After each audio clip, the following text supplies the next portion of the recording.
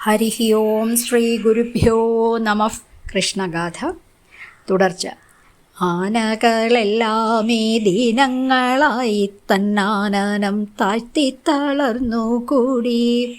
മാമായനായോനേ ഭാരത്തെ കൊണ്ടു ഞാൻ നാമാവശേഷയായി പോകും മുമ്പേ.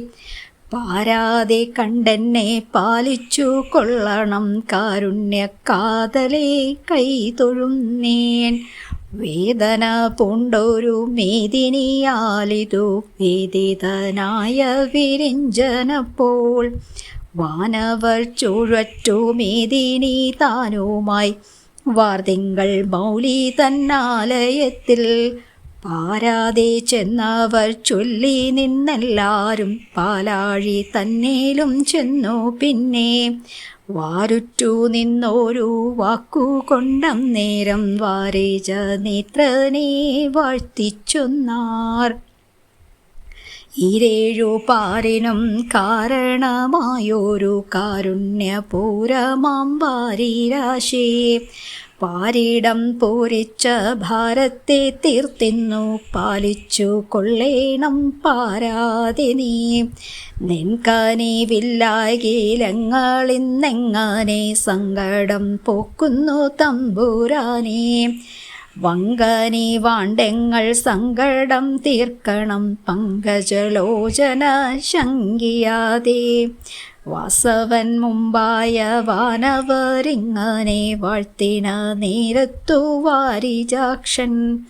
പ്രത്യക്ഷനായിട്ടു ചൊല്ലി നിന്നിടിനാൻ ഭക്തിയെ കാണുമ്പോഴെന്നു ന്യായം.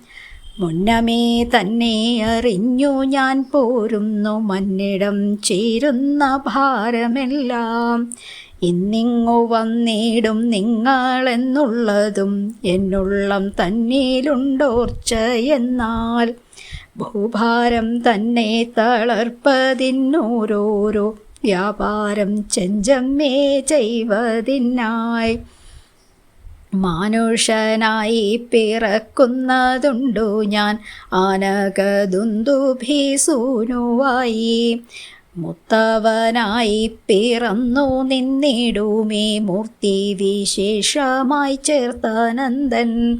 വാനവരെല്ലാരും ആദരവോടങ്ങു യാദവന്മാരായി പിറക്കുമന്നിൽ. മായയായി മേവുന്ന ദേവിയും വന്നങ്ങു മാനുഷിയായി പിറക്കും പിന്നെ.